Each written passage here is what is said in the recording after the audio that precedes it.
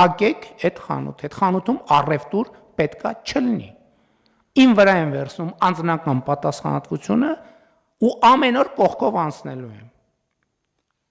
Միջև անձնական թույլտվությունս չլինի, այդ խանութը պետք է չբացվի։ Նիկոլ Փաշինյանը խոսում է մի խանութի մասին, որտեղ միևնույն ապրանքի կանխիկ եւ անկանխիկ գնման պարագայում սահմանված էին տարբեր արժեքներ։ Պետ եկամուտների կոմիտեն այս նիստից հետո հաղորդագրություն տարածեց, նշելով, թե էլեկտրատեխնիկայի տվյալ խանութում ֆիքսվել է չգրանցված հեռախոսների վաճառք։ Այս դեպքից հետո սակայն հանրային դիսկուրսն այլ ուղղությամբ գնաց։ Արդյոք խանութները փոխանցումով վճարման դեպքում ունեն ավելի թանկ արժեք սահմանելու իրավունք, եթե հաշվի ենք առնում, որ այդ վճարումից միջնորդավճար է գնում բանկերին եւ ընդհանրապես որն է ճիշտը, կանխիկը թե անկանխիկը։ Ժողովուրդ, ինչն է սա պետք կանխիկ փողը մի հատ կարակ բացատրեք։ Ինչ են անում մարդիկ կանխիկով։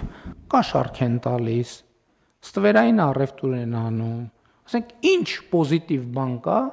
որ հնարավոր չի անել անկանխիկ փողով։ Կանխիկի անհրաժեշտության ֆունդամենտալ մի քանի պատճառ է կարելի նշել, սակայն կառավարության ղեկավարը ենթադրվում է ավելի լավ է ծանոթ դրանց, քան մենք։ Օրինակ, երբ խափանվում են վճարային համակարգերը, երկրի ամբողջ տնտեսությունն ուղղակի կանգ է առնում։ Հարց է առաջ գալիս, թե ինչու են բարձրաստիճան այրերը այդպես ջանասիրաբար առաջ մղում կանխիկի վերացման օրակարգը։ Գիտեք, թե ինչու են իշխանությունները զզվում կանխիկից։ Որովհետև կանխիկը չունի հետք, այսինքն շատ դժվար է վերականգնել կանխիկով արված գործարքների պատմությունը, ըստ այդմ դժվար է կազմել վիճակագրություն եւ ըստ այդմ հարկել այս գործարքները։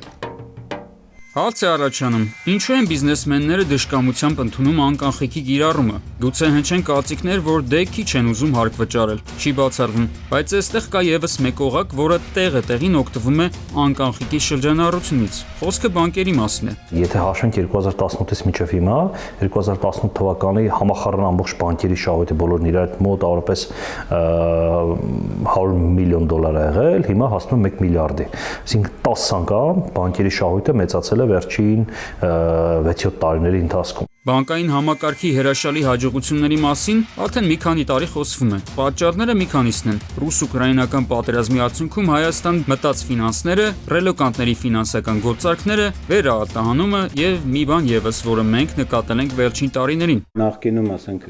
հարկեր ու պետական տուրքեր վճարելիս բանկերը միջնորդավճար չէին վերցնում, ավելին ասեմ, ավելի արագ էին անում այդ վճարումները, այսինքն եթե նույն օրը վճարում էր վերջի օրն էր, արագ այդ տրանզակցիան հաստատում էին եւ անում էին, հա։ Հիմա համարյա թե բոլոր բանկերում, այդ թվում on-line վճարում հանելու դեպքում միջնորդավճար կա։ Միջնորդավճարների ի հայտ գալը կամ մեծանալը նկատել ենք բոլորս։ Սա եւս կարելի է համարել բանկերի եկամտի աճի պատճառ։ Այսինքն ցանկացած անկանխիկ գործողություն բանկին բերում է փոքր կամ մեծ եկամուտ։ Իսկ եթե օրական կտրվածքով հաշվում ես նման գործարքների քանակը, ամեն ինչ պարզ է դառնում։ Հիմա վերադառնանք բիզնես, առևտուր, անկանխիկ թեմային։ Նույնիսկ եթե անկանխիկ առևտրից միջնորդավճար է գանձվում հօգուտ բանկերի, պետք է որ այդ գումարն այդքան էլ մեծ չլինի, կմտածեն մարդիկ։ Ինչու են որոշ ձեռնարկատերեր այնուամենայնիվ նախընտրությունը քեշին տալիս։ Մարզերում ամենաշատ վաճառվող ապրանքների ցանկումա ցավոք սրտի, օրինակ նույն ծխախոտը, շատ դեպքեր կան, որ գնում ես առևտուրանել, ինքը ասում է, թե ծխախոտը կանխիկ վճարեք, որովհետև ասենք իր մարժան 2-3, մաքսիմում 5% է այդ դրա մեջ։ Ու մի հատ էլ 2% բանկային ծախս, մի հատ էլ շրջանառությունից հարկ եւ այլն, այսինքն այդտեղ պարզապես ձեռնտու չի։ Թող չթվա, թե խնդրին բախվում են միայն փոքր ու միջին բիզնեսի ներկայացուցիչները։ Մեծ բիզնեսն այս կամ այն կերպ փորձում է հավասարակշռել բանկերի միջնորդավճարներին վերաբերող ծախսը, բայց ծախսը մնում է ծախս։ Բիզնեսներից մեկը պատմում էր, որ իմ մաքուր շահույթը, մաքուր մարժան 2% է իր բիզնեսում, այսինքն ամեն ծախսերից, հարկերից բանից հետո էլ ու նույն բանկը ին քարտով երբ որ ստանում է, նույն բանկն էլ 2.5% է վերցնում, իջնում, այսինքն ստանում է բանկը, ես բիզնես եմ անում, առողջ երեկո չարչարվում եմ, այսքան ռիսկ եմ վերցնում ին վրա եւ այլն, բանկի մաքուր տոկոսը իմ առաջարժանարությունից ավելի շատ է։ Բանկը ավելի շատ է փող գումար աշխատում, քան թե ես եմ գումար աշխատում։ Փոքր բիզնեսի համար կարևոր է այդ 2-3, երբեմն 4 օր, որ ինքը այդ գումարը չի ունենում իր հաշվին։ Այսինքն ձեր քարտից, որ դուք վճարում եք, դա սառեցվում է գումարը ձեր մոտ, բայց միջև այդ հաստատումը գնում արդեն վաճառողի հաշվի համարին, դա 2-3 օր տևում է։ Զարմանալին այն է, որ նույն պետական կառույցներում ծառայությունների դիմաց վճարելու համար ձեզնից գանձում են 300-ից 400 դրամ, ֆիքսելով, որ դա բանկի միշտօթավճարն է։ Անկանխիկին վերաբերող ցանկացած փոփոխության process-ում էլ մեր պաշտոնյաները հավաստիացնում են, որ սա արևմտյան լավագույն փորձի վրա հիմնված մի բան է։ Իսպանիայում շատ առևտրային կետեր կան եւ վաճառակետեր կան, խանութներ կան, որոնք խանութների իրենց առաջը փակցում են ինչ-որ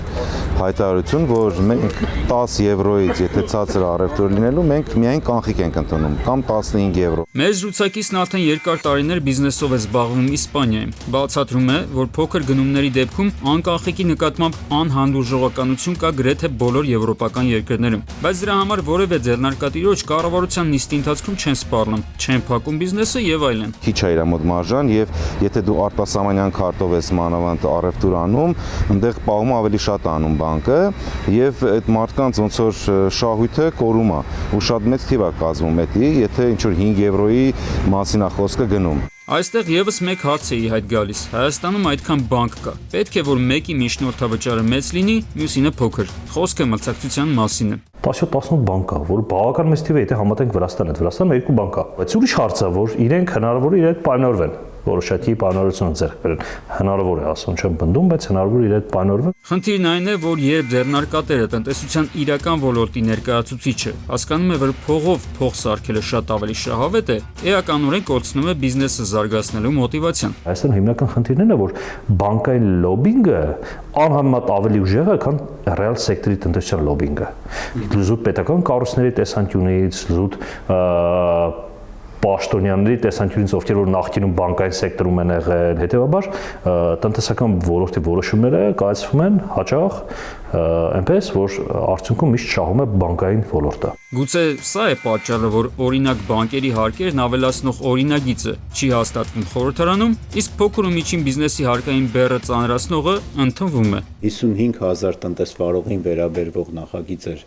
որը պետք է գեներացներ 18.7 միլիարդ դրամ։ Այնտեղ 13-14 բանկին վերաբերվող նախագիծ էր, որը պետք է գեներացներ, ասենք, դրա համարյա կրկնակին։ Բնականաբար այնտեղ ազդեցությունները այնպես եղան, որ այդ նախագիծը դուրս եկավ եւ մնացին ՓՄԶ-ները։ Վերջին տարիներին Հայաստանում ներդրումների գրեթե 100%-ն իրականացնում են ներքին ներդրողները, այսինքն ձեռնարկատերը ստացած շահույթն ուղղում է բիզնեսի զարգացմանը, արտաքին ներդրումները գրեթե զրոյական են։ Թեմայի շրջանակում կառավարության նիստի ընթացքում արված կոշտ արտահայտությունները կարող են վախեցնել տեղական բիզնեսմեններին եւ զրկել երկրի ներդրումներից։